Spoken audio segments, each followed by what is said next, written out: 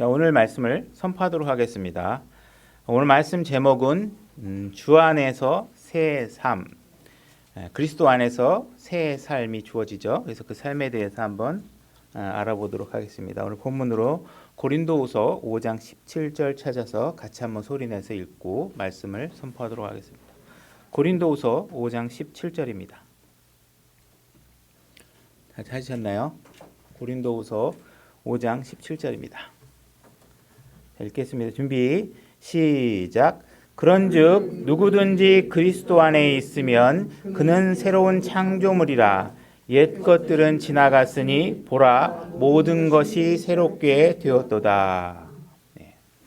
자, 오늘 읽은 본문을 잠깐 오늘 주제에 맞춰서 살펴보면 누구든지 그리스도 안에 있으면 우리는 예수 그리스도 안에 들어와 있을 수 있고 예수 그리스도 안에 못 들어와 있으면 그냥 세상에 머물러 있는 단계가 됩니다.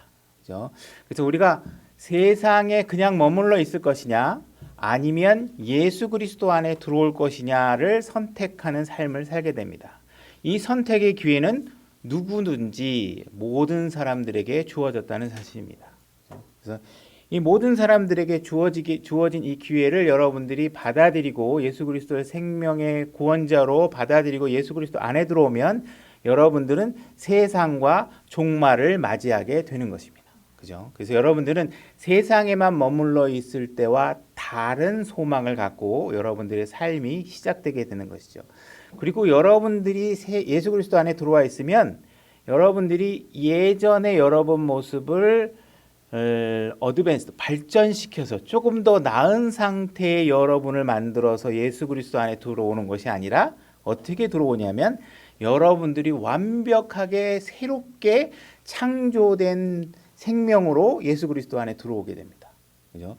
그러니까 여러분들은 개선되거나 좀 나아지거나 옛날보다 조금 어떻게 좀 멋있어 보이거나 하는 식으로 발전된 단계로 들어오는 게 아니라 완전히 여러분들은 새로운 속성을 가진 생명체로 변하게 된다는 것입니다.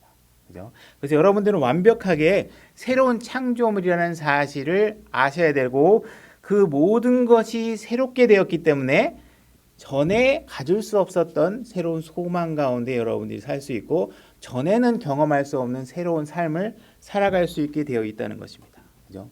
그래서 여러분들이 그러한 그리스도 안에 들어와 있다는 그런 새로운 생명과 새 삶에 대해서 우리가 잘 이해를 하고 그 주어진 기쁨을 누릴 수 있는 여러분들이 되기를 원하는 것입니다. 우리가 예수 그리스도를 영접하고 구원을 받게 되면 예수 그리스도 안에 들어오게 되면 여러분들이 하나님께서 받아주셨기 때문에 예수 그리스도 안에 들어오는 것입니다. 그죠? 여러분들이 원하는 액션이 있고 하나님께서 여러분들을 받아주는 액션이 있습니다. 그죠? 여러분들이 아무리 원해도 하나님 내가 주님을 믿겠습니다. 내가 receive 하겠습니다. 주님을 받아들이겠습니다. 해도 하나님께서 accept를 허락을 안 해주시면 여러분들 들어올 수가 없어요. 그죠? 모든 우리의 관계가 그렇습니다. 내가 무엇을 제안하면 상대방이 받아줘야 서로가 사건이 딱 발생하는 거죠. 어떤 액션이 결과가 나오게 되죠. 그죠? 근데 그것을 받아주지 않으면 내가 아무리 요구를 해도 상대방이 안 받아줘 싫어 그러면 할 수 없는 거겠죠. 근데 감사하게도 하나님께서는 여러분들이 무조건 내가 그리스도 안에 들어가겠다고 여러분 예수 그리스도의 생명을 받고자 리시브하고자 하나님께 요구하면 하나님은 100%한 번도 거절하지 않으시고 받아주시겠다고 하는 것입니다. 그죠? 그래서 여러분들을 예수 그리스도 안에 생명 안에 집어넣어 주겠다고 하나님께서 약속해 놓고 계시는 것입니다. 그러니까 그게 감사한 거죠. 그죠? 내가 믿고 싶은데 하나님 저 구원받게 해주십시오. 예수님을 생명으로 믿겠습니다. 저를 영원한 생명을 주십시오 했는데 하나님이 그건 내가 좀 고려해보고 이러면 복잡해지잖아요. 그죠? 근데 하나님이 걱정하지 말라요. 그렇게만 하면 해주겠다는 게 다른 조건이 없다는 것입니다. 그죠?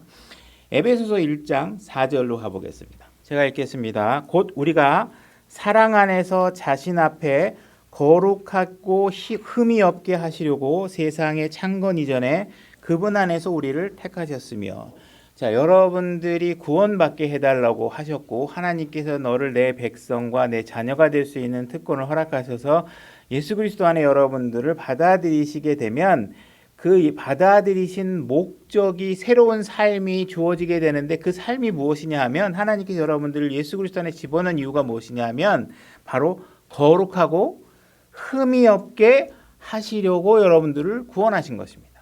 그죠? 여러분들이 예수 그리스도 안에 들어오기 전에는 삶이 다 흠투성이고 죄투성이고 하자투성인데 예수 그리스도 안에 여러분들이 들어오면 어떻게 될 수 있냐면 거룩해질 수 있고 흠이 없게 하실 수 있다는 것입니다. 이것을 하나님께서 그 세상의 창건 이전에 그분 안에서 우리를 선택하셨다 이렇게 되어 있습니다. 그래서 이제 요게 구절이 보면 예정론하고 또 이제 관련돼서 사람들이 이게 우리 하나님께서 택하신 거 아니냐 이렇게 설명할 수 있겠죠. 근데 제가 이거 잘 설명할 수 있을지 모르지만 한번 해보고 실패하면 다음에 다시 도전하겠습니다.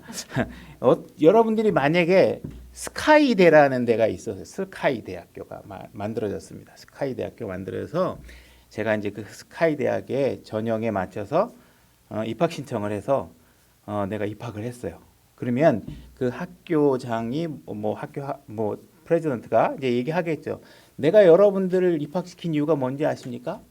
여러분들을 내가 이 세상에서 최고의 엘리트를 만들기 위해서 여러분들을 뽑은 것입니다. 이렇게 얘기할 수 있잖아요. 그죠? 그러니까 내가 그 대학에 들어갔는데 그 사람이 나를 뭐라 그러냐면 내가 너를 뽑은 이유가 뭐냐 하면 너를 최고의 엘리트를 만들기 위해서 뽑았다 이렇게 얘기합니다. 그럼 그 말이 내가 그 대학에 들어갔도록 정해져 있다는 얘기인가요? 아니죠. 그죠? 내가 여러분들을 뽑았는데 여기 뽑힌 사람은 하나님께서 최고의 흠없는 사람으로 최고의 엘리트로 최고의 거룩한 사람 만들겠다는 얘기는 누구든지 그 입학 전형에 맞춰서 입학을 하면 1차 예수 그리스도 안에 들어오는 방법은 1차 필기, 2차 면접, 3차 면접 이런 게 있는 게 아니라 그냥 전형만 하면 다 들어올 수 있는 그냥 쉬운 거예요. 아무 조건 없이 내가 그 기준에 맞춰서 스펙만 딱 맞춰서 입학 신청하면 내가 성경에 제시한 이런 거 믿었네? 그럼 입학되는 거죠. 그죠? 그래서 입학시켜 놓은 사람을 보고 내가 너희들을 뽑은 이유는 내가 이 세상에서 최고의 엘리트를 만들겠다 이렇게 얘기하는. 그러니까 이 말이 그런 뜻으로 받아들이시면 이것이 마치 나는 그 대학에 가도록 선택되었다는 말이 아니라는 사실을 이해하실 수 있겠죠. 그죠? 성공했으면 다행이고 안 됐으면 다음 기회에 한번 또. 자, 그다음에 에베소서 1장 14절로 가 보겠습니다. 에베소서 1장 14절. 제가 읽겠습니다. 이 영께서는 값주고 사신 그 소유물이 구속을 받을 때까지 우리 상속 욥의 보증이 되사 그분의 영광을 찬양하게 하시느니라. 여러분들을 하나님께서 값을 주고 사셔서 구원을 해놨어요. 그죠? 그 구원하신 이유는 예수 그리스도와 더불어 공동 상속자가 되기 위해서 상속을 하도록 정해놓으셨는데 그 사실을 지금 보증을 하신다는 거예요. 누가 보증하시냐면 하나님께서 보증하신다는 거예요. 그죠? 그러니까 여러분에게 보증하라고 요구하는 게 아니라 하나님께서 보증하신다는 거예요. 그러니까 내가 구원받은 사실은 누가 책임지게 돼 있어요? 하나님이 책임지게 돼 있어요. 하나님이. 그러니까 내가 구원받았는데 내가 열심히 해서 이 구원받은 상황을 유지시키기 위해서 열심히 노력해라고 내가 너 구원받았으니까 너 내가 조건 이런 거 하는 거 다 지켜야 돼. 안 하면 너 구원 내가 도로 뺏을 거야. 이렇게 하나님께서 요구하는 것이 아니라 넌 구원받았어. 그리고 너가 구원받았다는 사실은 내가 보증할게. 그러니까 어떻게 돼요? 내가 실수를 해도 누가 책임지세요? 하나님께서. 내가 막 지옥에 갈 죄를 져도 누가 책임지세요? 하나님께서. 최악의 방법은 뭐예요? 여러분들의 목숨을 빨리 걷어가는 더 죄 지으면 안 되니까. 그죠? 그런 방법을 써서라도 여러분들의 구원은 완전하게 봉인시켜서 완전하게 여러분들이 구원이 하나님께서 만들어 놓은 구원의 결과가 망가지지 않도록 하나님께서 보장하고 계시는 거예요. 그죠? 왜 그렇게 하실까요? 여러분들을 제일 쉬운 방법은 뭐예요? 여러분들을 구원하자마자 바로 하늘로 딱 데리고 가면 신경 쓸 일이 없어. 하나님께서. 근데 아직까지 여러분들이 이 땅에 남겨놓고 이루어야 할 내용들이 있다라는 거죠. 그래서 여러분들이 이 땅에 구원받은 사람으로서 살 동안에 하나님의 자녀인 것처럼 살도록 하기 위해서 하나님께서 여러분들을 보장하고 계시고 그것이 가능하다고 얘기하고 계시는 거예요. 그래서 하나님께서 그렇게 하시는 것이다. 빌립보서 1장 6절로 가보겠습니다. 제가 읽겠습니다. 너희 안에서 선한 일을 시작하신 분께서 예수 그리스도의 날까지 그 일을 이루실 것 바로 이것을 나는 확실하노라. 하나님께서 일을 시작하시면 하나님은 반드시 끝을 내시는 분이십니다. 그죠? 하나님께서는 일을 시작하실 때 목적하는 목적 그 결과에 도달하기 위해서 그 과정은 여러 가지 우리가 이해를 뛰어넘는 방법들이 이루시지만 하나님께서 정한 목적은 반드시 이루시는 분이시죠. 그래서 하나님께서 분명히 여러분들을 구원하셨으면 그 구원의 상태를 여러분들이 예수 그리스도를 만나서 공중에서 만나는 휴거가 일어날 때까지, 그죠? 여러분 영광스러운 몸을 새로 입을 때까지 여러분들의 구원을 완전하게 지켜주시는 분이시다. 구원은 절대로 놓치지 않게 될 것이다. 이렇게 하나님께서 보증하고 계시고 사도 바울도 이걸 내가 확신하고 있다 이렇게 얘기를 하고 있는 것입니다. 자, 고린도후서 2장 14절로 가보겠습니다. 제가 읽겠습니다. 항상 우리를 그리스도 안에서 승리하게 하시고 이렇게 되어 있습니다. 여러분들이 그리스도 안에서 승리하게 하셨다 이렇게 얘기했습니다. 우리를 통해 모든 곳에서 그분을 아는 냄새를 풍기게 하시는 하나님께 이제 감사하노라. 자, 여러분들은 구원받을 때 많은 것에서 승리를 하셨습니다. 왜 그러냐면 승리하신 예수 그리스도를 여러분들 안에 받아들임으로 해서 여러분들이 그 승리에 동참하는 사람이 됐기 때문에 그렇죠. 그래서 여러분들이 무엇에 승리를 했냐? 죄에 대해서 승리를 하셨습니다. 그죠? 사망에 대해서 승리를 하셨죠. 그래서 지옥과 무덤에 관해서도 이기고 승리하신 분이랍니다. 사람들이 된 것입니다. 왜냐하면 그것을 다 승리하셔서 그것의 모든 최종 권한인 열쇠를 갖고 계신 예수 그리스도를 여러분들이 소유했기 때문에 그렇습니다. 그럼 과연 우리가 예수 그리스도 안에서 승리했다 하는 말이 과연 그 죽음과 지옥과 사망에 관해서 승리만을 우리에게 요구하고 계시고 그 상태만을 우리에게 부여해 주는 것으로 끝나는 것이냐? 그렇지 않다는 거예요. 여러분들이 이 세상을 살면서 예수 그리스도의 냄새를 풍기면서 살게 하나님께서 원하시고 계시는 거예요. 그렇다면 이 승리의 의미라는 것은 여러분들이 지옥과 사망에 관해서만 얘기하는 게 아니라 무엇이냐 하면 이 세상에 살면서 많은 유혹과 시험들이 왔을 때 예수 그리스도가 승리했던 것처럼 여러분들도 이 세상의 삶에서 유혹된 삶에서 승리하는 삶을 살 수 있다. 그렇게 하길 원한다. 그래서 내가 그러한 모습으로 이 땅에서 살아서 구원받지 않은 세상의 사람들이 그리스도 안에 들어오고 싶어하는 마음이 생기도록 저 사람 보니까 뭔가 다른데? 저 사람 보니까 나도 저런 삶을 살고 싶어 하는 마음에 소망이 있도록 여러분들이 증인으로서의 삶을 살기 원한다. 그래서 그 삶 또한 승리하는 삶을 살기 원한다고 하나님께서 얘기하고 계시는 것입니다. 고린도후서 5장 17절로 가겠습니다. 네, 고린도후서 5장 17절 오늘 읽었던 본문이죠. 제가 읽겠습니다. 그런즉 누구든지 그리스도 안에 있으면 그는 새로운 창조물이라. 옛 것들은 지나갔으니 보라 모든 것이 새롭게 되었다. 여러분들이 예수 그리스도 안에 들어오면 확정된 사실이 있는데 뭐냐면 여러분들은 반드시 하늘나라에 가게 되어 있습니다. 그죠? 이 사실은 불변의 사실이죠. 그죠? 절대로 하나님께서 이 사실은 왜 불변이냐? 누가 보증하고 있냐? 하나님께서 보장하고 있는 일이에요. 그러니까 이 사실이 바뀔 일은 없어요. 구원의 방법도 아주 쉽습니다. 그죠? 여러분들이 속지 말아야 될 것은 자꾸 구원의 방법을 복잡하게 만드는 사람이 있습니다. 그죠? 여러분들에게 막 사람들이 특히 옛날에 그 고대 중세나 그 이전에 어떤 특권 지도층의 전유물이 됐을 때 성경책이 그들이 주장한 건 뭐냐면 너희들은 사실 쉽게 알 수 없는데 성경책을 나처럼 열심히 보면 너희들보다 엄청나게 깊은 하나님의 뜻을 내가 알 수 있어. 이렇게 하면서 마치 자기가 특별한 어떤 지식의 세계에 들어갈 수 있다고 사람들에게 얘기를 해서 마치 내가 도달해야 될 굉장한 지식의 정보에 깊이 들어가야지만 구원을 받을 수 있는 것처럼 하나님을 알 수 있는 것처럼 이야기하고 있는 사람들이 있습니다. 그거는 속이는 짓입니다. 그건 사꾼들이 하는 일입니다. 자기의 명성을 날리기 위해서 하는 이야기입니다. 누구나 어린아이들도 믿고 동일하게 하나님의 깊이 들어갈 수 있는 하나님의 말씀이 진리의 말씀이고 특히 구원에 이르는 그 지식의 부분에 있어서는 누구든지 다 믿으면 구원받을 수 있는 수준의 지식을 다 가질 수 있습니다. 물론 복잡한 단계의 교리이겠죠. 근데 그거는 구원과 아무 상관없는 거예요. 그냥 하나님이 하실 일이에요. 그러니까 그거에 속지 마시고 그렇게 여러분들이 하나님을 아시게 되면 누구든지 쉽게 구원을 받을 수 있습니다. 이 사실을 알게 되면 여러분들이 새로운 창조물이 됐다. 내가 생명 안에 들어왔다. 그리고 그 하나님께서 나를 구원하신 이유가 거룩하고 흠없이 살도록 하나님께서 원하시기 때문에 하신 것이다. 라는 사실을 알면 그 산다는 사실 때문에 어떤 영향이 있냐면 여러분들의 매일매일의 삶에 반드시 영향이 간다는 것입니다. 이 진리의 사실을 잘 이해를 해야 된다는 것이죠. 골로새서 2장 6절로 가보겠습니다. 골로새서 2장 그러므로 너희가 곧 그리스도 예수님을 받아들였듯이 그렇게 그분 안에서 걷되 이렇게 돼 있죠. 예수님을 받아들였듯이 과거에 어떻게 했듯이 이렇게 하잖아요. 그건 어떤 때 우리가 이 일을 한 거예요? 구원받을 때. 그죠? 지금 구원받은 성도에게 뭔 얘기를 하면 너 구원받을 때 예수 그리스도를 받아들였잖아. 그래서 구원받았잖아. 근데 그러고 나서 여러분들이 구원을 받았으면 어떻게 해야 되냐면 구원받을 때 여러분들이 어떻게 예수님을 받아들일 때 어떻게 했어요? 나 받기 싫어요 하는데 하나님이 아니야 너 받아야 돼 그러고 확 막 강제로 집어넣어줬나요? 아니잖아요. 여러분들이 자원하는 마음으로 내가 믿겠다고 고백해서 그 일에 참여하셨잖아요. 그죠?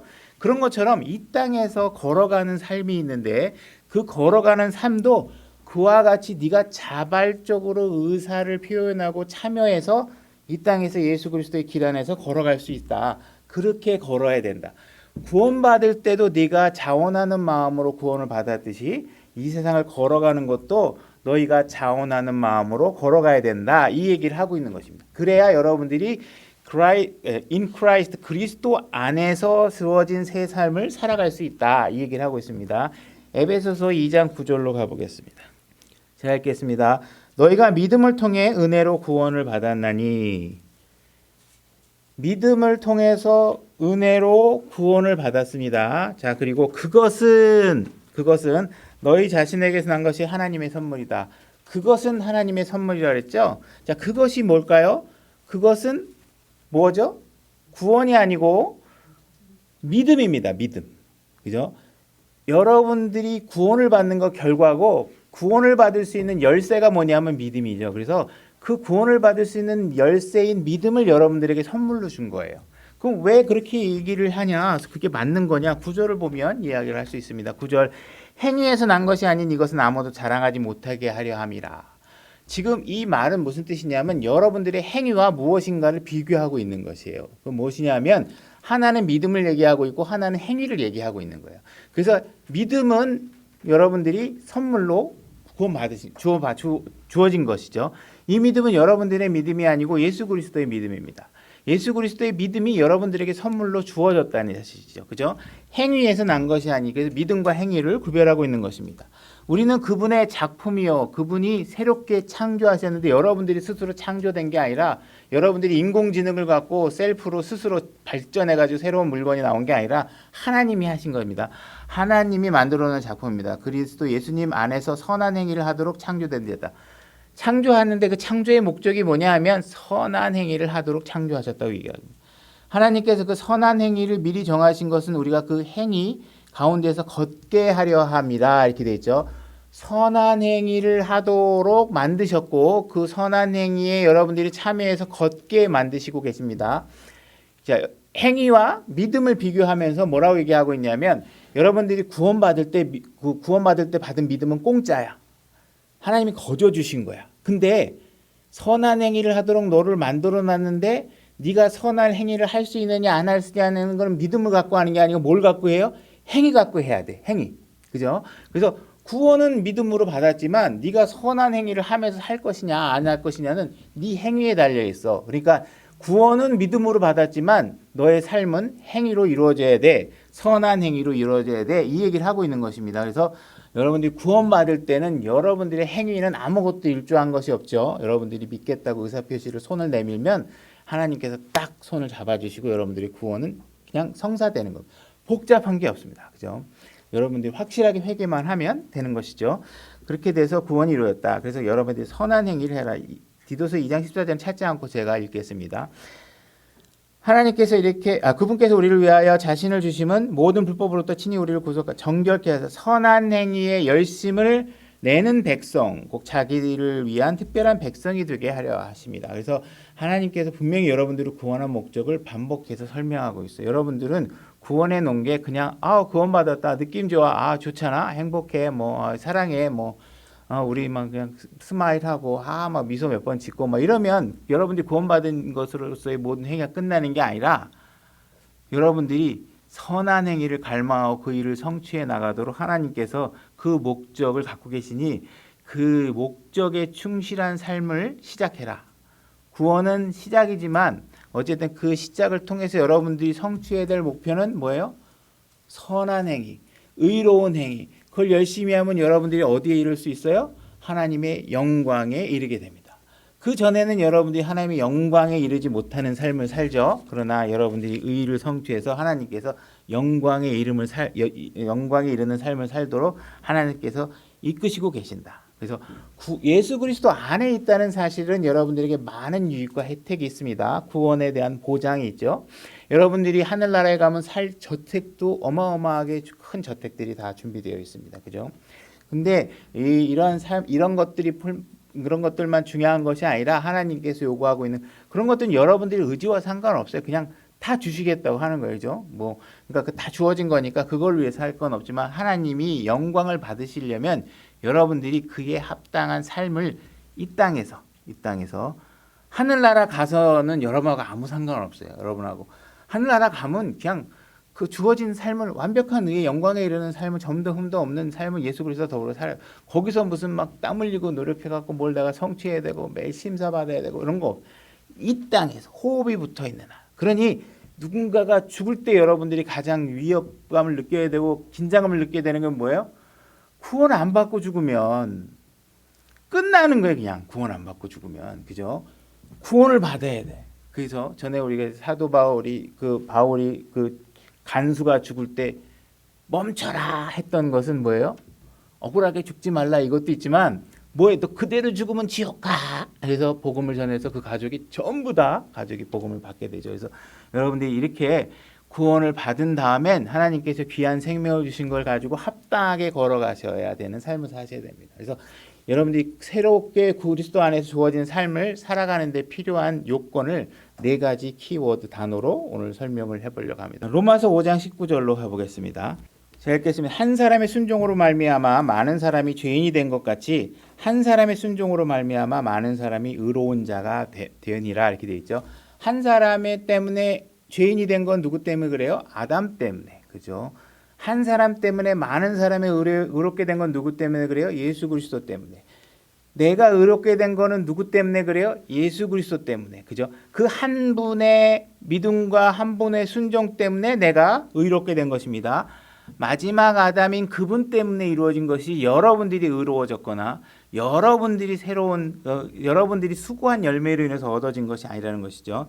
20절 또한 율법이 들어온 것은 범죄가 넘치게 하려 함이거니와 죄가 넘친 곳에는 새 은혜가 더욱더 넘쳤나니.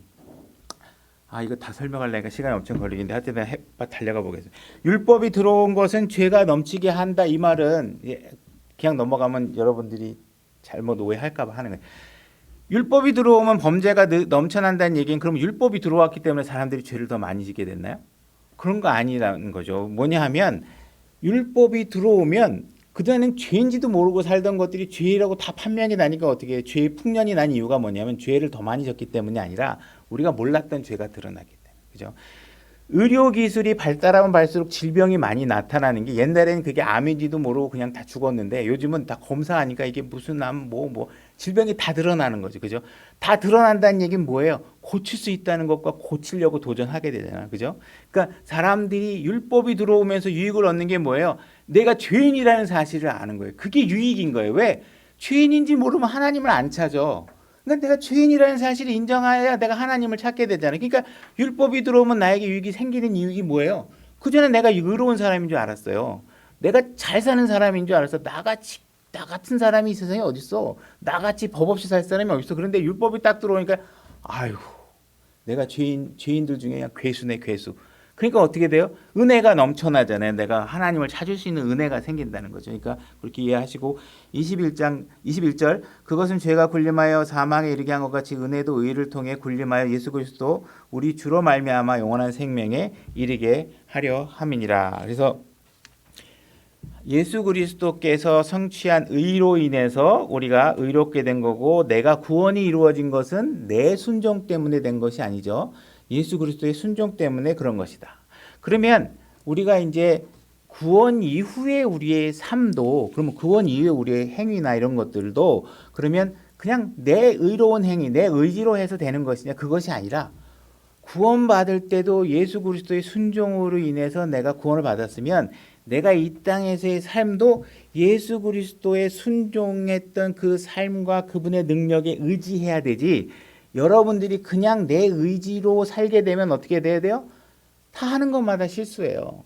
그죠? 그러니까 여러분들이 이 세상에서 뭐 누군가를 바로잡거나 누군가를 내가 고쳐버려야 되겠다가 내가 저 사람은 정의로운 사람으로 만들어야 되겠다, 내 의지로 하게 되면 어떻게 돼요? 실수투성이에서 하나님께서 여러분들에게 그런 걸 요구하신 적이 없습니다. 하나님께서 나중에 때가 되면 알아서 하실 일이고, 여러분들이 해야 되는 건 뭐예요? 여러분 자신을 고치시는 일을 하셔야 돼요. 남을 고치는 일에 신경 쓰지 말고 본인 거 고치기도 바빠요. 내 거 고치기도 바쁘니까 다른 사람 거에 관심을 갖지 않는 게 유익하겠죠. 로마서 6장 1절 다시 가보겠습니다. 로마서 6장 1절 그런즉 우리가 무슨 말을 하리요? 은혜가 넘치게 하려고 우리가 죄 가운데 거하겠느냐, 이렇게 얘기하고 있죠. 아까 우리 5장에서 하나님께서 그러면 이렇게 우리를 구원해 주셨고 하나님은 그렇게 의롭게 해주신 능력이 있고, 그죠? 그래서 우리가 하나님은 인간이 지을 수 있는 모든 악한 죄들에 대해서 다 커버해주고 다 씻어줄 만한 능력이 있다면, 우리가 그러면 죄를 더 지으면 더 지을수록 하나님의 은혜를 더 느낄 수 있겠네 하는 생각을 가질 수 있는데, 그렇지 않다라는 것이죠. 그죠? 그건 하나님의 목적이 아니라는 거예요. 하나님의 목적을 조롱하는 것과 같은 것이죠. 분명히 여러분들 하나님께서 죄를 짓는, 세상에 죄를 짓던 걸 다 물에다 씻어가지고 성령의 물로 씻어서 깨끗하게 딱 갖다 놓은 이유에 맞춰서 여러분들이 사셔야지, 하나님은 내가 또 가서 흙탕물 치면 엄마가 또 옷 빨아주겠지, 그러고 또 가서 흙탕물을 치는데 초점에 맞춰 있으면 안 된다는 것이죠. 그죠? 그래서 우리에게 주어진 새로운 소망, 전에는 할 수 없었던, 여러분들은 전에는 선을 행하고 싶어도 할 수가 없었던 거예요. 그죠? 이 세상에서 정말 도덕적이고 윤리적으로 보이는 그런 사람도, 그 사람은 아무리 착해 보여도 결과는 어디냐? 지옥이에요. 왜? 예수 그리스도의 의가 그 안에 없기 때문에. 그들이 생각하는 의라는 건 내가 어쩌다 한번 좋은 일 했던 거, 나머지 99% 악행에 대해서는 다 감추고 속이고 거짓말하고 아닌 것처럼 행동하지만 뒤 나머지 그 의로운 거를 99%하고 죄를 0.1%만 져도 지옥이에요. 그죠? 그러니까 우리는 하나님 앞에 자기 의를 드러낼 수가 없다는 거예요. 소망을 가질 수가 없어요. 열심히 살아도 끝은 지옥이야. 그죠? 근데 우리는 엉망으로 살아도 끝은 하늘나라예요. 어쨌든. 그죠? 그러나 그것을 엉망에 살아도 된다라는 데 초점을 가지면 안 되고 예수 그리스도 인격에 맞춰서 여러분들이 사셔야 된다는 것이죠. 그래서 6장 2절에 보면 결코 그럴 수 없느니라 죄에 대하여 죽은 우리가 어찌 그 가운데서 더 살리요, 이렇게 되어 있어요.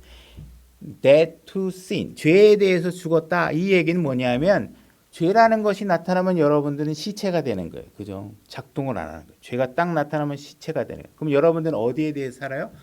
하나님에 대해서. 예수 그리스도에 관해서는 생명이 된 거죠. 살아있는데 죄라는 것이 오면 시체야. 건드려도 반응도 안 하고 찔러도 반응도 안 하고, 그게 dead to sin이에요. 죄에 대해서 죽은 사람이 된 거예요. 왜 죄에 대해서 여러분들을 죽게 만들었어요? 죄 가운데 더 이상 거하지 않게 하기 위해서.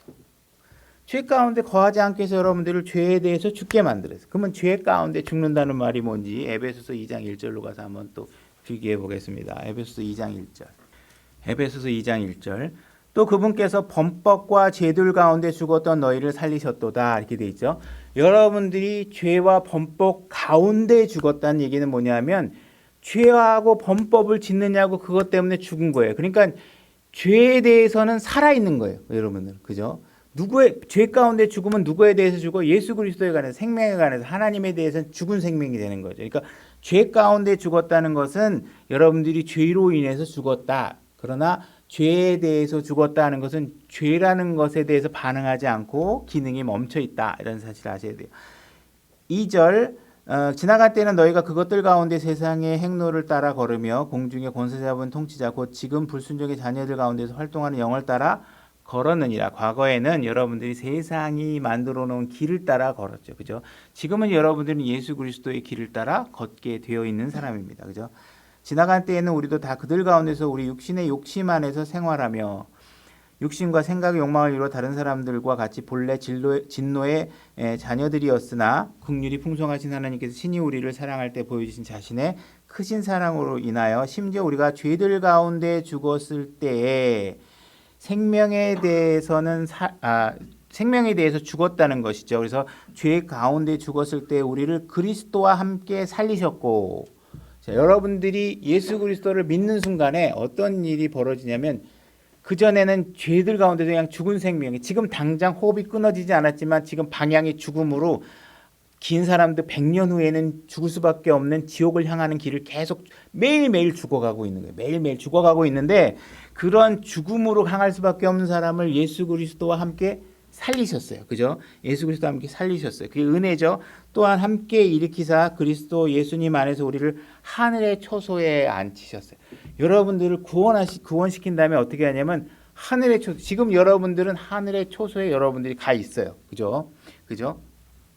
그래서 여러분들이 죄들 가운데 죽었고 1절에도 범법 가운데 죽었다 그러고 죄들 가운데 죽었을 때 이렇게 돼 있죠. 그래서 뭐 반복할 필요는 없고 이렇게 한 거는 뭐냐면 여러분들이 죄 가운데 죽을 수밖에 없는 사람을 예수 그리스도 안에서 살리시는 이유는 뭐냐면 죄에 대해서 죽게 만들기 위해서 살리신 거예요. 그죠? 그러니까 여러분들이 얻게 된 새로운 생명은 죄에 대해서 반응하지 않게 된 상태가 만들어 주신 거죠. 그죠? 그래서 두 가지 사이를 잘 이해하셔야 된다. 이렇게 이해하시고 3절로 넘어갈게요. 로마서 6장 3절. 로마서 6장 3절로 가보겠습니다. 예수 그리스도 안으로 침례를 받은 우리가 다 그분의 죽음 안으로 침례를 받은 줄을 너희가 알지 못하느냐. 그죠? 침례라는 건 뭐냐면 무엇인가 푹 잠기는 거예요. 푹 잠기는 거. 꼬르륵 다 잠기는 거죠. 그죠? 그러면 그리스도 안에서 침례를 받았다는 얘기는 뭐냐면 물 침례를 받았다는 얘기가 아니라 여기는 물에 대한 얘기가 전혀 없습니다.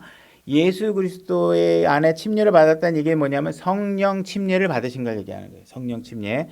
여러분들이 성령 침례를 받아서 예수 그리스도와 함께 더불어 딱 침례를 받으면 어떻게 되냐면 여러분과 예수님이 딱 연합돼 가지고 딱 붙어버리는 거예요. 그죠? 여러분들이 예수님과 완벽하게 연결된 상태가 돼요. 그러면 어떤 일이 벌어지는지 보면 그분의 죽음 안으로 침례를 받은 줄 너희가 알지 못하느냐.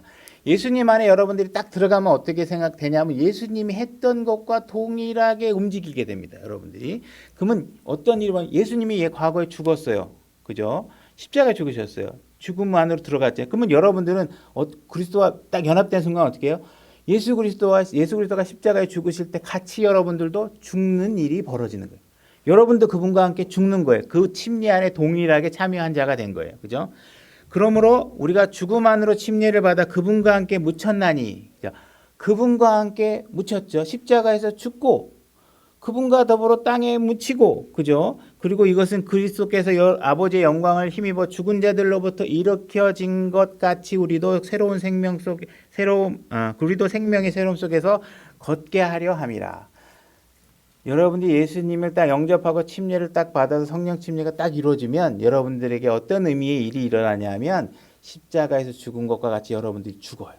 그죠? 이 죽은 게 뭐냐? 나중에도 설명이 나오겠지만 혹시 필요하면 줄이기 위해서 옛사람이 죽어요. 여러분들이 옛사람이 죽죠. 그래서 옛사람이 무덤에 묻혀요. 그러고 나서 여러분들은 예수 그리스도 안에 들어와서 새로운 생명으로 부활하게 돼요. 새로운 생명으로 부활하게 됩니다. 그러니까 여러분들은 예수 그리스도와 연합됐다. 그리고 예수 그리스도와 연합된 것뿐만 아니라 여러분 모두가 예수 그리스도 안에 연합됨으로 인해서 여러분과 저가 전부 다 연합되어 있는 상태라는 것이, 그죠?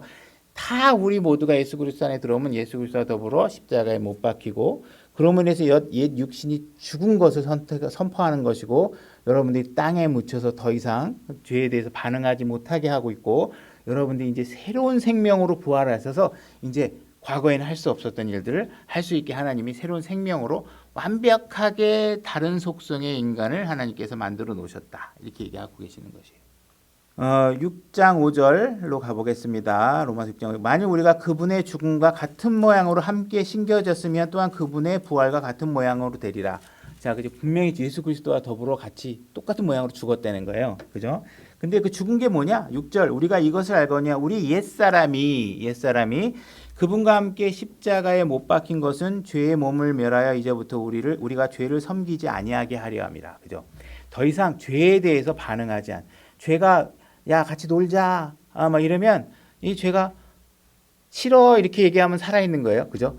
반응을 안 하는 거예요. 아무 반응도 안 하는 거예요. 그렇게 되는 거죠. 그죠? 그래서 여러분들이 이렇게 해서 부활을 하게 되면 예수님께서 무덤 십자가에 못 박히시고 자기의 몸을 무덤에다가 놔둔 다음에 예수님께서 혼이 지옥으로 가셨죠. 그 지옥으로 가신 다음에 지옥에서의 일을 다 마치시고 다 설교했었죠 우리가. 그래서 마치고 다시 와가지고 죽었던 무덤을 통해서 예수님이 부활하셨어요. 그러니까 예수님 부활하신 상태가 어떤 상태냐면 영혼 몸이 다 있는 상태예요. 인간의 형태처럼 영혼 몸이 다 있어요. 그죠? 예수님이 전에 가지고 있던 몸을 그대로 가지고 오셨어요. 근데 진짜 다 똑같으냐? 똑같지가 않아요.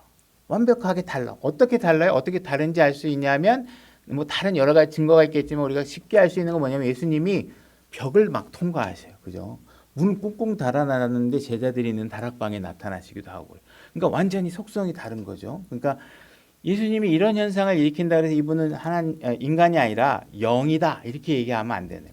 그분은 완벽하게 우리가 새 사람이 된 것처럼 영혼 몸의 새로운 몸을 가지고 이 땅에 부활하시고 그 몸 그대로 어디에 계세요? 하늘의 대제사장이 돼서 인간인 여러분과 하나님과 중간 사이의 중재자 역할을 하고 계신다 그랬죠. 그래서 예수님은 부활하셨어요. 그러니까 우리가 부활했던 몸이 예수님과 동일한 모양으로 부활이 된 거예요. 그러면 여러분들에게 새로운 생명이 완벽하게 다른, 여러분들한테 완벽하게 다르다는 건 어떻게 할 수 있어요? 여러분들에게 없었던 성령님이 여러분 안에 계신다는 거예요.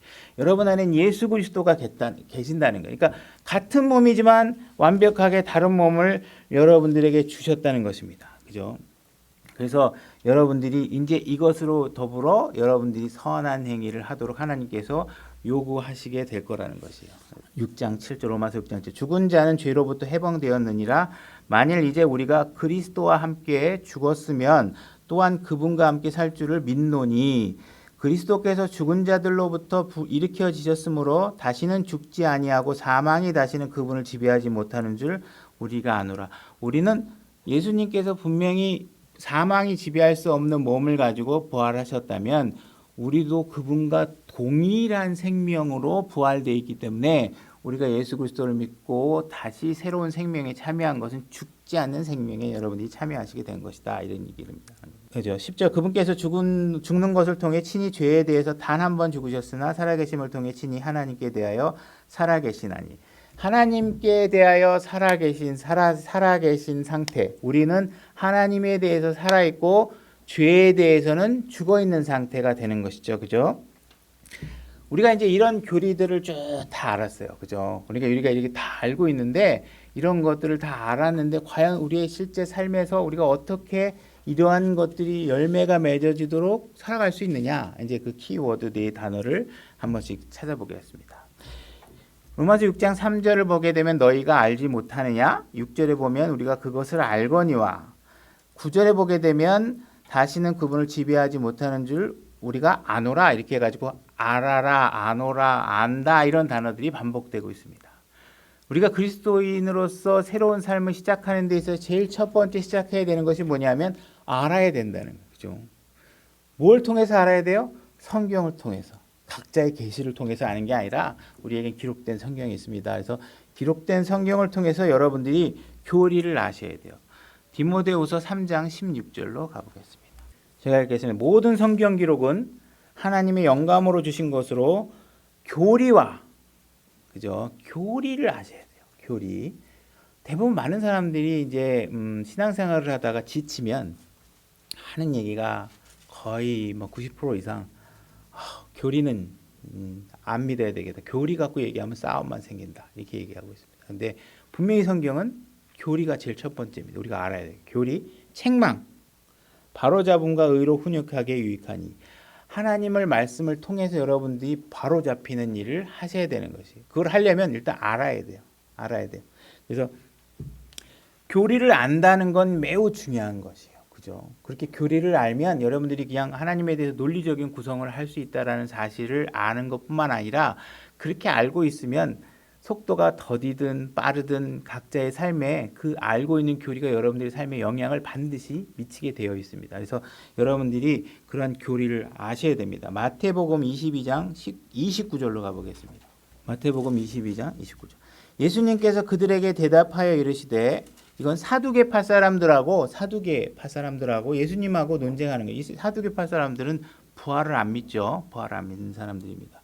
너희가 성경 기록도 알지 못하고 이렇게 되어 있습니다. 하나님의 권능도 알지 못함으로 잘못하느니라 이렇게 되어 있죠. 그래서 너희들이 알지 못하는 것이 잘못이다. 뭘 몰래? 성경 기록을 모른다는 거예요. 그죠? 그래서 사두개파 사람들은 아예 성경 기록을 대놓고 무시하는 사람들이에요. 그죠? 근데 이 신약 복음서에 보면 대표적인 그 지파들이 있죠. 그 파들이 있죠. 사두개파하고 또 대표적인 파가 뭐죠? 바리새인들이죠. 이 바리새인들은 성경 기록은 잘 알아요. 근데 행동이 말하고 틀려. 그래서 예수님께서 바리새인들에게 뭐라 그랬냐면, 바리새인들에 대해서 아니라 백성들에게 뭐라 그랬냐면, 너희가 바리새인들이 가르치는 말은 따르라고 돼 있어요. 근데 그들의 행위는 본받지 말라고 돼 있어요. 근데 사두개파는 아예 성경을 무시해. 그래서 알아야 돼. 성경을 알아야 되는 것이죠. 호세아서 4장 6절. 호세아서 4장 6절. 제가 읽겠습니다. 내 백성이 지식이 부족함으로 망하는도다. 내가 지식을 거부하였으므로 나도 너를 거부하여 내가 나를 위해 제사장이 되지 못하게 할 것이요 내가 네 하나님의 율법을 잊었은즉 나도 네 자녀를 잊으리라. 그죠? 하나님의 말씀을 잊고 망각하고 알지 못하고 이런 거에 대해서 하나님께서 책망하고 계시는 것입니다. 그래서 하나님의 말씀을 알아야 되는 것이 신앙생활에 구원받았다면, 여러분들이 구원받을 때는 성경 몰라도 구원받는데 아무 지장 없습니다. 자기 죄에 대해서 인식하고 하나님께서 그것을 해결해 줄 수 있는 분이고 그분이 이루어놓은 일들이 있다는 사실들을 알고 구원을 받으시면 되는데, 여러분들이 신앙생활을 시작했다면 이제 알아야 돼요. 하나님이 뭐라고 말씀하셨는지, 어떤 걸 의라고 얘기하고 어떤 걸 악이라고 얘기하는지 알아야 되겠죠. 그래서 이런 말씀들을 바르게 나누어서 공부하는 일을 열심히 해서 해야 됩니다. 그죠? 찾지는 않고, 그래서 디모데에게도 내가 갈 때까지 읽는 것과 권면하는 것과 교리의 주의를 기울여라. 그래서 반드시 교리를 모르면요 속게 되어 있습니다. 그래서 교리를 아셔야 됩니다. 킹제임 성경은요 수학 공식처럼 앞뒤가 꽉꽉꽉꽉 다 들어맞습니다. 그래서 여러분들이 잘 배워놓으면 거짓을 분별하기 쉽겠죠. 그래서 이런 교리들의 틀을 잘 아셔야 됩니다. 이들이 알지 못하는 거에 대해서 하나님께서는 책망하고 계십니다. 그죠? 그래서 구약에서 보면 이 알지 못하는 죄에 대해서 언급하고 있는데, 민수기 15장 24절로 가보겠습니다. 민수기 15장 24절. 제가 읽겠습니다. 회중이 알지 못한 가운데 알지 못하여 조금이라도 죄를 지었거든 온 회중은 어린 수소 한 마리를 주께 향기로운 냄새로 번제 헌물로 드리고 관례에 따라 그것에 음식 헌물과 음료 헌물을 드리고 또 염소 새끼 한 마리를 죄 헌물로 드릴지니라. 지금 뭐라고 얘기하고 있냐면, 알지 못한 죄에 대해서도 하나님께 죄의 고백과 제사를 드리도록, 피의 헌물을 드리도록 하고 있어요. 그러니까 우리가 몰랐다 이렇게 얘기하면 하나님이 몰라서 그랬구나, 아유 알았으면 그렇게, 그지, 네가 몰라서 그랬지, 그래 괜찮아, 이렇게 안 하신다는 거예요. 모르는 것도 죄라는 거예요. 모를 수가 없다는 거예요, 하나님께서는. 그렇죠? 모세를 통해서 십계명을 주셔서 2번씩 반복해서 주시고, 그죠? 레위 지파들 제사장들을 세워서 반복해서 읽고 그들에게 선포하게 하시고, 그들이 모를 수가 없다는 거예요. 그리고 설령 모르고 졌다고 해도 그 죄는 죄라는 거예요. 그러니까 우리가 모르고 지었기 때문에 괜찮을 것이다라고 생각하는 방심은 절대로 하면 안 된다. 하나님께서는 알아야 된다. 모르기를 원치 않는다. 이렇게 신약을 통해서 하나님께서 반복해서 알라고 얘기를 하고 있습니다. 자, 두 번째 단어로 넘어가면요.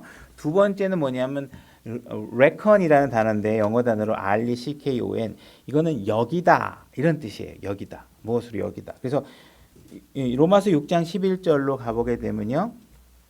제가 읽겠습니다. 이와 같이 너희도 너희 자신을 죄에 대하여 참으로 죽은 자요 하나님께 대하여 예수 그리스도 우리 주를 통한 산 자로 여길지어다 이렇게 되어 있어요. 이게 reckon이라는 단어인데, 여겨라 뭐냐 하면, 우리가 아까 제가 설명했죠. 예수 그리스도를 믿으면 여러분들이 예수 그리스도와 연합이 되고, 예수 그리스도가 십자가에 달린 것처럼 옛 육신이 죽어서 십자가에 죽고 묻히고 그 다음에 새로운 생명으로 태어났어요. 알았어요. 근데 이게 뭐지? 여러분들이 그거 십자가에 실제로 못 박힌 적 있어요? 없잖아요. 그죠? 땅에 들어가 본 적 있으세요? 묻혀 본 적 있어요? 없잖아요. 그죠? 근데 하나님께서 뭐라고 얘기하냐면 네가 그 지식을 알았으면 그 다음부터 어떻게 해야 돼요? 그렇게 해서 너희가 새 생명을 받았다고 얘기한 그 사실을 뭐래요? 진리로 사실로 여기라는 거예요. 여겨. 알았는데 그게 내 삶으로 직접 들어오려면 그 다음 단계는 뭐냐면 그걸 사실로 받아들이는 거예요. 여러분들에게 성령 침례 우리 뭐 새신자한테 공부하잖아요. 그럼 뭐 우리의 몸이 우리 옛 육신이 몸이 떨어지고 막 이런 느껴요? 여러분들이 예수 그리스도 안에 들어와 있다는데 여러분들이 예수 그리스도 안에 들어왔을 때 무슨 장막을 이렇게 다 통과하면서 뭐 들어온 거 느끼셨어요? 공중으로 뭐 1cm라도 뜬 적이 있으세요? 아무것도 없잖아요. 근데 어떻게 해요? 믿고 그걸 사실로 여기기 때문에 가능한 것이라는 것이에요. 그러니까 여러분들이 이 사실을 알고 받아들였으면 그 사실의 여기라는 거예요.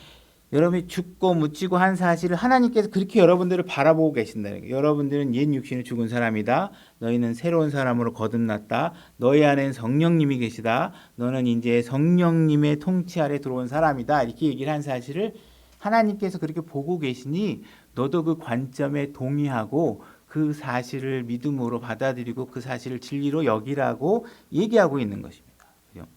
여러분들이 누구에게 은행에서 빚을 졌다. 내가 대출을 받았다. 내가 여기 어떤 형제에게 돈을 얼마를 빌렸다 그러면 어떻게 해야 되냐면 여러분들이 빌렸어요. 근데 알아서 나중에 갚을게. 그러고 나서 이제 막 돌아다니다 보면 잊어버려요. 그래서 그 친구는 자기가 빌려준 거 계속 안 잊어버리고 있는데 나는 잊어버려. 그럼 나중에 가서 서로 트러블이 생기잖아요. 그 왜 그렇게 왜 그런 일이 벌어지냐면 내가 빌렸으면 어떻게 해야 되냐면 내가 맨날 보는 핸드폰이나 일정 관리에 어떻게 해야 돼요? 갚을 돈 얼마 이게 맨날 보여야 돼요. 그죠? 내가 이 사람한테 1,000만 원 빌렸어. 그러면 그 1,000만 원이 여러분 장부에 딱 잘려서 매번 보면서 갚을 거 있지. 내가 이거 갚아야지. 아직 얼마 안 갚았네. 이 사실을 알아야 돼요. 그러니까 이 레컨이라는 단어는 여러분들이 무엇인가 일어나고 여러분들이 갖고 있는 자산이나 부채를 회계의 장부에다 기록한다라는 의미가 있어요. 그래서 여러분들에게 주어진 사실들을 여러분들이 받은 자산, 영적 자산, 그죠? 하나님께서 여러분들이 성령의 은사로 주신 선물, 그다음에 여러분들에게 주어진 영원한 구원의 보장, 내가 살 집이 있다는 것, 그리고 성령님이 내 안에 계시다는 것, 내가 모든 걸 할 수 있다는 사실들을 장부에 잘 기록해서 그 사실을 잊어버리지 않고 매번 그걸 보고 여겨야 돼요. 잊어버리면 안 돼. 그죠? 그렇게 하라는 거예요. 베드로후서 1장 3절로 가보겠습니다. 제가 읽겠습니다. 우리를 부르사 영광과 덕에 이르게 하신 분을 아는 것을 통해 그분의 신성한 권능이 생명과 하나님의 성품에 속한 모든 것을 우리에게 주셨다. 그죠? 그래서 하나님께서 우리에게 하나님의 성품에 속한 모든 것을 주셨다는 사실을 알았으면 그 사실을 여러분들이 매일 볼 수 있는 마음의 장부에 기록하셔서 경각심을 가지고 계속 하셔야 된다는 거예요. 찾지 마시고 빌립보서 4장 13절에서도 그리스도를 통해 내가 모든 것을 할 수 있느니라. 그러면 그걸 알았으면 어떻게 해요? 할 수 있다는 사실을 그래 할 수 있지. 참 그 능력이 있는 사람이지. 예수님이 통해서 내가 할 수 있는 거지 하고 사실을 여러분들이 계속 하셔야 된다는 거예요. 고린도후서 9장 8절도 마찬가지로 우리가 이런 모든 선한 일들을 넉넉하게 할 수 있는 일을 다 잘 주셨다 이렇게 얘기하고 계십니다. 로마서 6장 8절로 가보겠습니다. 이거 뭐 그냥 제가 말로 설명하게 그냥 끝내면 될 거예요. 그분과 함께 살 줄을 믿노라 이렇게 우리가 앞에 얘기한 것처럼 죽고 묻히고 부활한 사실이 예수 그리스도께 일어난 그 사실을 복음으로 우리가 믿음으로 인해서 구원을 받죠. 그 사실을 믿음으로 인해 구원을 받게 되면 여러분들에게도 동일한 작용이 일어나고 그 사실을 알았으면 나의 옛 육신은 죽었구나. 이제 내가 새 사람이지. 옛사람처럼 행동하면 안 되지. 이걸 자꾸 장부에 달아놓고 하셔야 되는 것입니다. 그죠? 세 번째로 우리가 알아야 될 단어는 뭐냐면 내어드리다. yield라는 단어입니다. 영어로 yield, 양보 이런 뜻입니다. 우리나라 양보 사인이 내가 많이 못 본 것 같은데 미국은 가면 양보, yield라는 사인이 교차로마다 많이 있습니다. 그래서 서로 알아서 딱 양보들을 잘 할 수 있도록 되어 있죠. 그래서 양보라는 게 뭐예요? 두 교차선에서 뭔가 두 개의 어떤 의사 진행이 발에서 딱 부딪힐 때 어떻게 해요? 같이 딱 충돌하면 사고가 나죠. 그래서 어떻게 순서를 정해야 되잖아. 그래서 내가 양보하고 앞사람이 먼저 가게 하든 상대방이 나에게 양보해서 내가 먼저 가든 순서를 정해서 해야 되는데 어떻게 순서를 정해야 되느냐? 내가 앞장서지 않고 하나님께서 예수님께서 내 앞길로 먼저 가시도록 여러분들이 양보를 해드려야 돼요. 로마서 6장 12절 제가 읽겠습니다. 그러므로 너희는 죄가 너희의 죽을 몸 안에서 군림하지 못하게 하여 몸의 정욕 안에서 죄에게 순종하지 말고 또한 너희 지체를 불의의 도구로 죄에게 내주지 말고 오직 너희 자신을 죽은 자들로부터 살아난 자로서 하나님께 드리고 너희 지체를 의의 도구로 하나님께 드리라 이렇게 되어 있죠. 그래서 여러분들을 하나님께 드리는 삶을 사셔야 돼요. 그러니까 여러분들의 육신이 무엇인가 하고 싶다 이렇게 막 뛰쳐나오잖아요. 그때 육신이 뛰쳐나올 때 어떻게 해야 돼요? 육신을 억제시키고 하나님께서 먼저 하십시오. 내가 뒤따라가겠습니다 하고 하나님께 그 의사를 표명하는 일을 하시고 그분께서 실제로 그분의 의사를 내가 파악하고 따르는 것이에요. 예수님께서 겟세마네 동산에서 기도하실 때 이렇게 기도하셨습니다. 내 뜻대로 하지 마옵시고 아버지 뜻대로 하시옵소서. 이게 뭐냐면 내 의견이 있어요. 그죠? 육신을 입고 오신 예수 그리스도는 또 나하고 똑같은 성정과 연약함을 가지신 분이에요. 그러니 십자가에 못 박히고 죽고 거기다가 예수님 뭐까지 알아요? 그 이후에 자신이 마셔야 될 진노의 잔까지 다 아시는 거예요. 그러니까 그 상황이 즐겁지 않으시죠? 정말 가고 싶지 않으시죠? 근데 어떻게 얘기해요? 하나님께 그래도 내 생각과 두려움은 접어두고 하나님 뜻대로 하겠습니다. 아버지 뜻대로 하겠습니다. 이렇게 하는 것이죠. 그래서 내 자신을 억제시키는 일을 하셔야 됩니다. 골로새서 3장 5절로 나오겠습니다. 어떻게 우리가 우리 자신을 양보시키느냐 하나님께 그 방법은 골로새서 3장 5절에 나와 있는 것이죠. 그러므로 땅에 있는 너희 지체를 죽이라. 그죠? 사실 여러분들이 십자가에서 옛사람은 이미 죽었죠. 근데 자꾸 옛사람이 아직 우리가 완벽하게 우리 육신의 구속을 받지 않았기 때문에 우리의 육신의 욕구가 자꾸 드러나게 되죠. 그때 우리가 하나님께 양보할 수 있는 방법은 뭐냐? 내 육신의 지체 욕구들을 다 죽이라는 거죠. 우리의 육신은 결코 하나님께 양보하고 싶어 하지 않아 합니다. 그죠? 자기의 욕구를 만족시키고 싶어 하죠. 그죠? 그럴 때 우리가 이 몸을 억제시키는 거. 고린도전서 9장 27 찾지 마세요. 9장 27절도 마찬가지로 내 몸을 억제시켜 복종시켜라 이런 말씀이 있습니다. 그래서 우리가 항상 옛사람을 벗어버리고 새 사람이 살기 위해선 아직 내 몸에 붙어있는 옛 육신이 옛 죄에 대해서 반응한 일들을 완벽하게 자제시킬 수 있어야 됩니다. 그죠?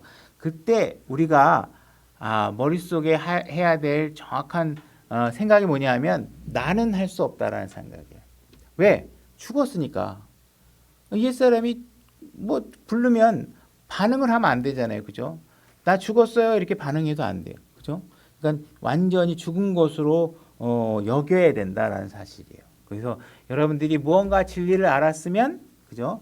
그 진리를 사실로 여기고 이 사실로 여겼으니 그분의 뜻이 이루어지도록 여러분의 자신의 육신의 욕구를 앞세우는 것이 아니라 하나님께서 여러분들의 삶에 앞장을 서도록 여러분들의 육신을 죽여서 예수님의 뜻이 앞장서게 하셔야 되는 거죠.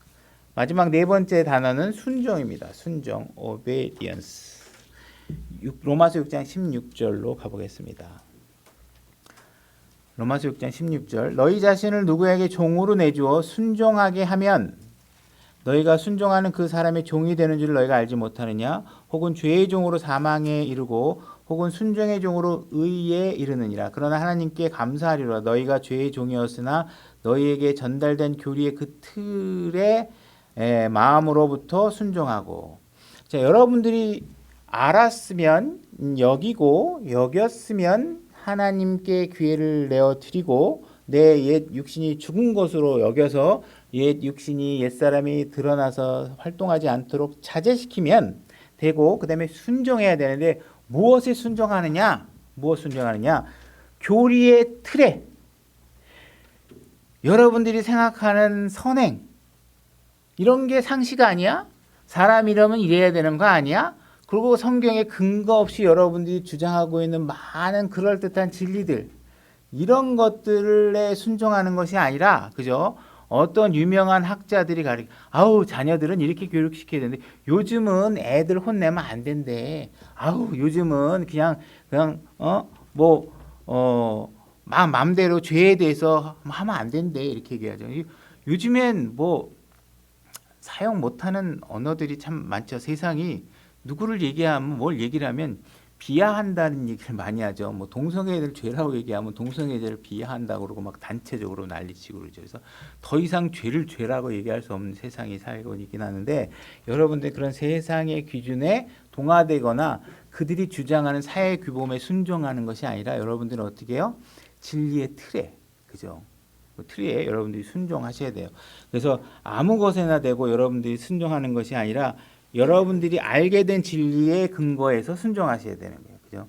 성경을 통해서 알게 된 것에 관해서 순종해야 되는 거예요. 그죠? 그러니까 무언가 사회 규범이나 뭐 이런 것들에 대해서 순종하는 게 아니라는 사실을 명확히 하셔야 됩니다. 그죠? 하나님께서는 분명히 여러분들에게 뭐라고 얘기하고 계시냐면 제가 찾지 않고 설명으로 할게 대신할게요.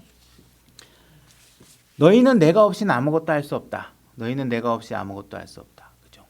그 다음에 뭐라고 그러시냐면 네가 할 수 있는 모든 능력은 어디로부터 나온다? 나로부터 나온다. 그죠? 너희는 나 없이 아무것도 할 수 없고 네가 할 수 있는 모든 능력은 나로부터 나온다. 그죠? 이 말씀의 의미를 다시 뒤집어서 재해석하면 하나님이 직접 하면 훨씬 더 빠르고 쉬운데 하나님은 그렇게 일하지 않는다는 거예요. 어떻게 하냐? 여러분들에게 나로 인해서 일할 수 있게 해주고 너희들이 나로부터 능력을 받아서 일할 수 있게 해주겠다. 그러니 그 모든 것들이 나를 통해서 너를 통해서 이루어진다는 사실을 알아야 된다. 그죠? 그래서 그런 사실들을 명확하게 알고 여러분들이 내가 하는 것이 아니라 하나님께서 이루어주고 하나님이 주신 능력으로 하고 있다는 사실들을 잘 이해하고 해야 된다는 것이에요. 근데 하나님께서 여러분들을 통해서 할 수 있는데 나는 하나님이 강제로 시키니까 하는 거야 라는 사실은 성립되지 않는다는 거예요. 여러분들이 구원받을 때 하나님의 모든 권능으로 여러분들을 구원시킬 수 있는데 하나님의 권능으로 안 되는 게 있죠. 뭐예요? 여러분들이 믿고자 하는 의지는 하나님의 권능으로 안 돼요. 그죠? 천지를 창조하고 말씀 빛이 있으라면 빛이 있으고 별이 생겨라 그러면 별이 생기게 하는 능력인데 여러분들을 죄를 구원받게 해라 이렇게 해가지고 하는 일은 하나도 없다는 거예요. 그건 여러분들이 선택하는 일이에요. 근데 여러분들이 구원받은 이후에 선행하는 문제도 어떻다? 하나님께서 강제하지 않으신다. 너는 나로 인해서 할 수 있고 내가 주는 능력으로 할 수 있는데 그것도 네가 선택하고 의지를 들여야지만 할 수 있다. 그러니 그 사실을 잘 알고 균형 있게 신앙생활을 하고 순종해라. 그것이 너에게 필요한 순종이다. 네가 순종하지 않으면 내가 아무것도 이룰 수 없다. 네가 안 한다고 내 일이 이루어지지 않지는 않겠지만 그죠? 내가 이 형제를 사용하려고 순종하지 않으면 어떻게 하겠어요? 다른 형제 찾아서 그 일을 이루도록 하겠죠. 하나님도 그렇게 하시겠다는 거예요. 그러니까 그러한 사실들에 대해서 우리가 잘 알고 진리로 여기고 순종하면서 살아야 된다는 것이에요. 하나님께서 이스라엘 백성을 이집트로 끌어냈죠. 끌어내서 그들을 구원하셨는데 모세라는 리더를 통해서 그들을 인도해냈죠. 그 이후에 하나님께 이 백성들에게 훈련시키신 내용은 뭐냐 하면 전쟁하는 방법을 가르친 게 아닙니다. 그죠? 어떻게 하면 가나안 땅은 정복할 수 있을까? 군사 조직 만들어가고 전략회의 해가지고 너 일진 이진 앞으로 누가 공격하면 이게 한 게 뭐예요? 성막 지어놓고 제사 드리고 하나님 말씀에 순종하는 거 훈련시키는 거예요. 40년 동안. 그죠? 순종하지 않으면 안 되는 거예요. 하나님의 뜻이 이루어지지 않아요. 그죠? 그래서 순종하지 않은 세대들을 다 버리고 새로운 세대와 더불어 가나안 땅에 들어가는 일이 벌어지죠. 그래서 여러분들이 그리스도 안에 들어왔으면 이제 여러분들이 하나님께서 세운 뜻이 이루어지는 일에 낮은 마음 침례교회를 세웠으면 하나님께서 낮은 마음 침례교회를 통해서 하실 일을 하실 거란 말이에요. 근데 그 일에 자기가 참여자가 되느냐 안 되느냐는 여러분들이 순종하는 거에 달려있다. 그러니까 하나님께서 뭐 거창한 게 아니라 뭐 대한민국의 그리스도인을 위해서 막 기도하는 게 아니라 여러분 두 손 두 발이 오늘도 범죄하지 않게 그리고 교회를 위해서 헌신할 수 있게 그렇게 작은 일에 순종하셔야지 막 맨날 기도 제목은 크고 뭐 어마어마 남북 통일을 위해서 기도하고 그러는데 맨날 교회에서 하는 일은 죄 짓고 범죄하고 남비호하고 헐뜯고 참지 못하고 욱욱거리고 그러면 큰 뭐 남북 통일이 되는 거하고 여러분 구원과 무슨 상관이 있어요, 그죠? 그러니까 초점을 잘, 그러니까 성경을 잘, 그 하나님께서 그런 사람들에게 뭐라 그러니까 너희가 성경도 모르는구나. 무슨 남북 통일을 하라고 내가 성경 어디다 적어놨냐? 대한민국의 남북 통일을 위해서 내가 기도하라고 언제 해놨냐? 그러니까 사람들이, 그러니까 사두개인들한테 하듯이 하나님께서 하는 거예요. 너희들이 정말 성경도 모르는구나, 그죠? 하나님께서 하라고 한 얘기 하는 것도 힘들어 죽겠는데 기록하지도 않은 것 같고 너희들이 자꾸 네 뜻대로 하나님께서 하지 않은 일 가지고 정력을 낭비하고 시간을 낭비하고 하지 말라는 것이죠. 갈라디아서 5장 17절로 가보겠습니다. 뭐냐면 여러분들이 순종하려면 어떻게 하셔야 돼요? 항상 육신과 성령이 대적하죠. 그럴 때 여러분들이 할 수 있는 건 뭐냐면 성령 안에서 걷는 일입니다. 성령 안에.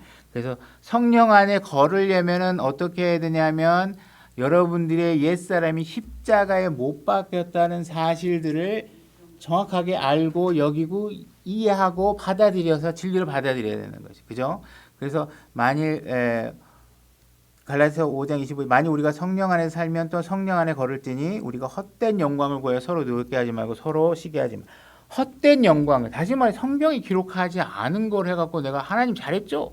내가 오늘 뭐 어마어마하겠습니다. 전도 막 100명씩 다 데리고 왔습니다. 내가 구원받은 사람을 데려오라 그랬죠. 어디 뭐 알바생 구하듯이 인원만 몇 명 동원해놓고 교회다 채워놓고 그죠? 여러분들 여기다 앉혀놨는데 막 전부 다 그냥 죄를 아우 사랑합니다. 저는 뭐 막 자기 부인도 아니고 안에 결혼한 사람이 다른 여자 데리고 교회 와서 예배드리고 있어. 아우 사랑합니다. 아무나 구원받으면 되죠. 그러고 막 환영하고 있으면 어떻게 돼요? 안 된다는 거야. 안 된다는 거 그런 거. 그러니까 그런 거 하면 안 돼. 그러니까 왜 교회에 오셔야 돼? 교회 오면 여러분들이 그런 짓 못하죠. 그런 짓 못하죠. 그죠? 집에 앉아 있으면 죄는 다져가면서 거룩한 척 동영상 예배 드리고 있으면 의미 없다는 거예요. 교회 모여야 해. 형제간에 모여야 여러분들이 책망받고 아까 우리 교리 책망받고 제가 누누이 얘기하는 거지만 서예 배우러 온 사람한테 애정이 있으면 어떻게 해야 돼요? 붓 이렇게 잡아 붓끝을 어떻게 돌려 가르쳐 줘야죠. 근데 막 개차반으로 쓰는데 그냥 학원생 빠질까 봐 아이고 잘 쓰네 아이고 잘하네 계속 그러고 있으면 어떻게 해요? 이 사람은 서예 안 늘어요. 글씨 안 늘어요. 사진을 배우든 시를 쓰든 문학을 하든 뭘 하든 와가지고 선생님한테 꾸중받고 시가 이게 뭐야 표현이 뭐야 단어가 이게 뭐야 더 좋은 거 생각 못해 이렇게 압박도 받고 그러면서 단어도 창출해내고 막 이렇게 하는 거죠. 그 신앙생활하면 교회 와가지고 목사님한테 칭찬만 받으려고 그러면은 신앙생활이 안 되죠, 그죠?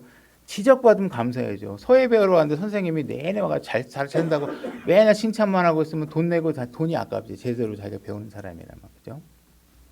그래서 여러분들이 그런 일들에 오늘 배운 네 가지 단어에 입각해서 우리가 한번 성경 말씀을 조명해 본 겁니다. 그게 뭐 그거는 뭐 우리가 하나의 툴로서 우리가 제시한 것이지 뭐 꼭 그 길이 있다, 그 길로 해야 된다 이런 얘기는 아닙니다. 그래서 진리를 아셔야 되고 그 사실을 여겨야 되고, 그죠? 그 여겼으면 그 사실에 대해서 하나님이 주도권을 가지고 이해할 수 있도록 내어드리고 그 일에 끝까지 여러분들이 순종하는 마음으로 참여해서 여러분들이 진리의 열매를 맺는 신앙생활을 하셨으면 좋겠습니다. 오늘 말씀 여기까지 하고요.